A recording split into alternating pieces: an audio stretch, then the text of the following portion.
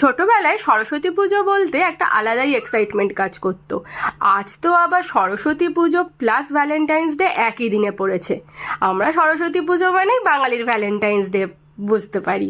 তো আজকে দুটো একসাথে তো আলাদাই একটা আনন্দ আমাদের বাঙালিদের মনে। এবারে লক্ষ্মী পুজোর সময় আমি এক ধরনের আলপনা দিয়েছিলাম, সেই আলপনাটা আর তোলাই হয়নি মেঝে থেকে। তাই ভাবলাম সরস্বতী পুজোয় এটাই একটু কালারফুলভাবে করে দিই। দেখো তো আউটকামটা তোমাদের পছন্দ হয় কিনা, আমার কিন্তু ভীষণ ভালো লেগেছে।